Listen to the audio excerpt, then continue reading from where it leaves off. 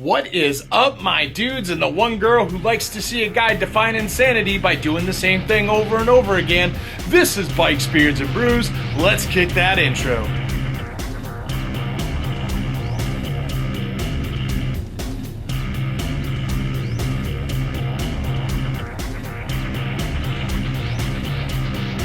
Hey guys, welcome back to the channel. Before we kick this one off, make sure you like, comment, subscribe, hit that bell notification. New videos on Mondays, Wednesdays, Fridays. We're just doing this all the time. Let's get the other stuff out of the way. Want to save 10% on a Cardo communicator? Check my referral link down below. Want to support me and all my do-gooderness, like these cool guys here? Boom! You should check my coffee page down below. Become a coffee club member. I do upload exclusive videos on there and all of that for a good cause, as well as all those Amazon links down below. All stuff that I actually use, I support, and people have asked me about it before, so there you go. There's the list. So today, once again, we're going into the fairing of the bike, and there's a few reasons why. A, because I've got the appropriate RCA cables that I actually want to put in there. These are twist lock. They're 3 feet long, so they're a whole lot shorter than the 6-footers that I have in there.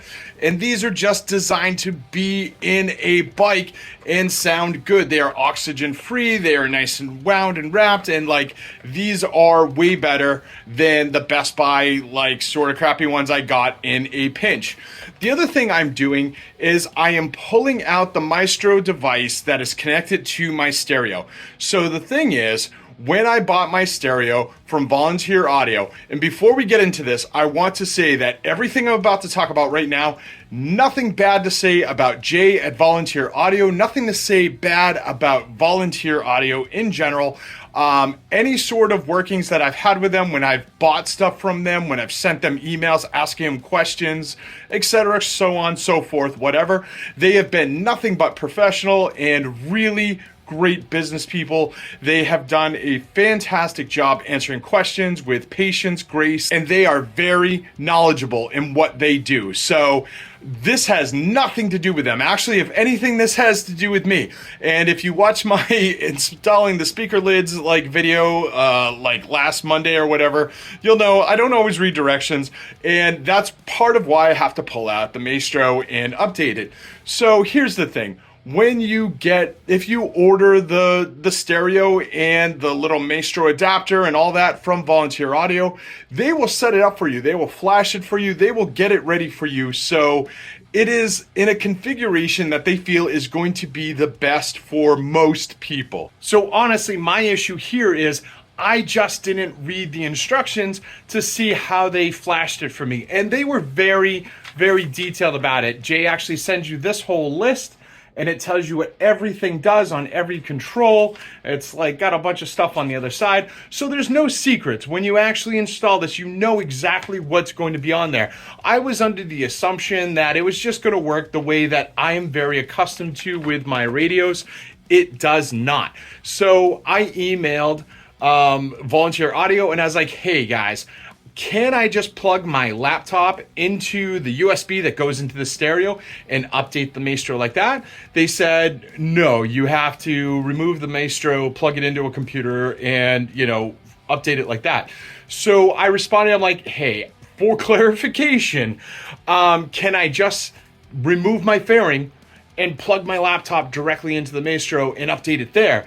And they said, no, it has to be disconnected from the bike. So I am gonna have to go into the fairing, remove the Maestro device, and actually plug it into my computer and hopefully set it up the way I want it to. But let's take a quick look to see how it's set up now so you have a general idea of why I want to change it. All right, so let me show you some of the issues that I have that I'd just like to change. First and foremost, if I'm using my volume, and you can see it here, if I hit up, it just goes up 1. The only way to make that go up quickly is to hold this for a couple seconds. And I don't like that. I'd rather just have it go. The other problem is I'm used to hitting forward and skipping the track, or back to skip the track. As you can see, neither one does that. So I'm not too keen on that. That is very, very annoying. I just want that to go away. Aside from that, when I hit the source, it does go through, and that's great. So that part's cool. I'm down with that. Same thing with these controls though. I mean, they're just not doing what I want them to. It's not skipping tracks. It's not changing volume. It doesn't do anything if I press the button in. It will over here, so I don't, whatever. But nonetheless, I just want this to work the way I'm comfortable with using it and how I'm used to having it work. So now originally, when I ordered this stereo, I wanted to get the Generation 2 Maestro. However, it is so heavily back ordered, it just was not possible. To Jay's credit over at Volunteer Audio, he made a video and he pretty much said straight out, if you order the stereo and you order the Gen 1 Maestro and you want the Gen 2, once the Gen 2 does come out, he's gonna let people know and you will have the option to return the Gen 1, pay the difference between the two, which is like maybe like 50 bucks or something, and he will send you the Gen 2, which is a pretty damn good deal and pretty good offer. I can't like say anything bad about that. Again, they do right by their customers. Nothing bad to say there. However, if you are getting the stereo, if it's arriving soon, if you have the Gen 1 Maestro, definitely take the time to read this and see if things are where you would want them to be previous to you actually like installing this thing, or you're going to be stuck in the position I am right now. All right, so for those of you who missed the Maestro install, this is the box. This controls your hand controls and all that. This makes it so your stereo can talk to your hand controls. So I was just saying that, you know, there's a version 1 and a version 2. I didn't say why there is a difference between the two. So version 1, you actually have to remove from the bike and you actually have to flash it and make any sort of changes by plugging it into a computer. Version 2 is actually going to be able to connect to your phone and you can make live changes from your phone from the app. That is the big difference, and that's why I need to swap out this Maestro version 1 with version 2 once it becomes available, because this sucks right now. But yeah, I'm gonna pull this out of the bike and we're gonna get it plugged into the computer, get it fixed up, and see if we make a change.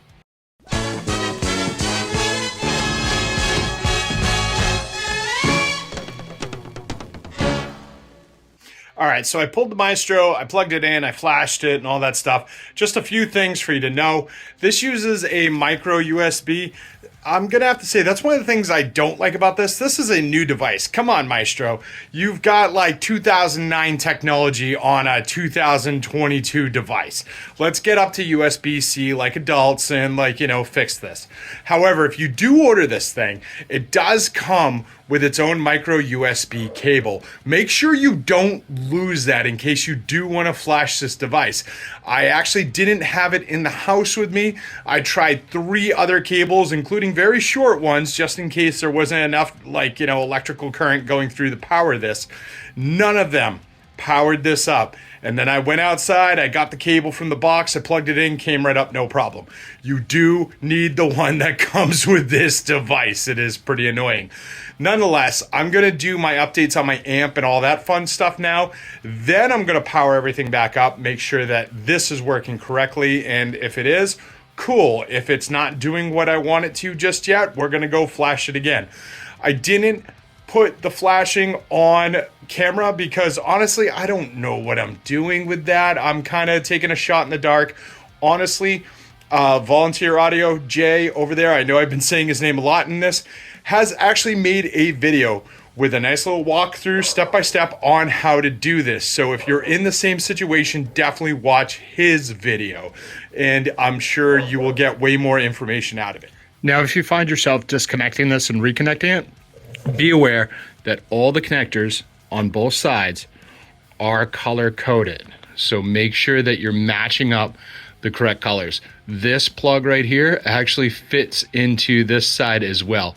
You can actually tell if you did it right, because if it's plugged in and this is flashing red nonstop, it's not correct.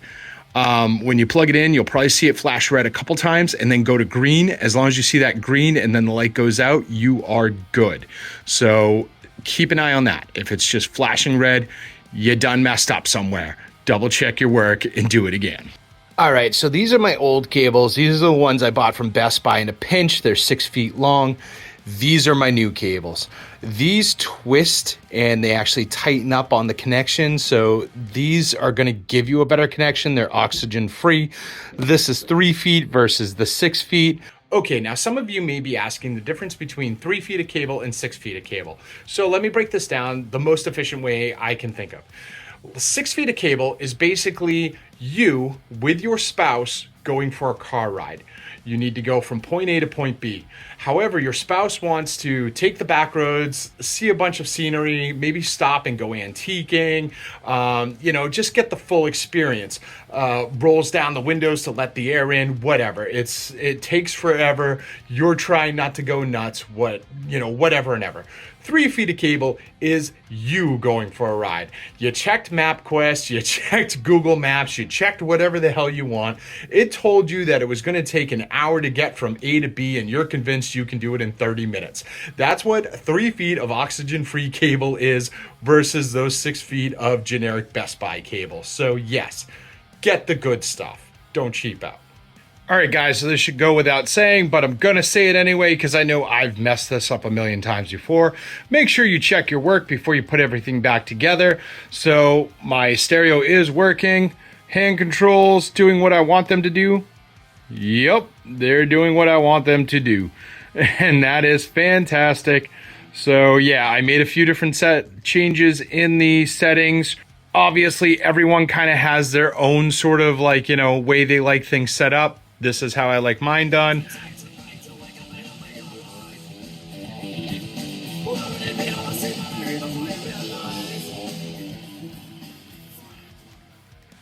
And I check my speakers to make sure everything's working. All right, so before I put everything back together, like I said, I put in the new AV cables. Everything sounds so much better now. I adjusted some settings in my amp. Basically, I just had everything kind of cranked up, and I was getting like a whistling when I turn on my speakers and stuff like that. So I actually went through and tuned that correctly, and it actually sounds good now. Balanced out my speakers, all that fun stuff. And now I'm just going to put it all back together, and I am good to go. So I hope you found some of this informative. If you are giving the new Soundstream stereo a try, and you are getting that Maestro, like I said, if you're getting version 1, make sure you read that whole thing before you put the Maestro in, because you're probably going to want to change those controls as well.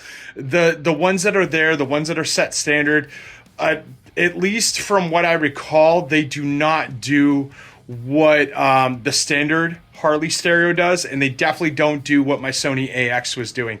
So it just bothered me. I fixed it, whatever.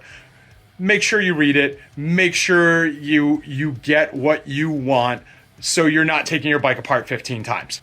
I mean, unless you're a masochist like me and you like taking your bike apart, then go ahead, have at it, whatever.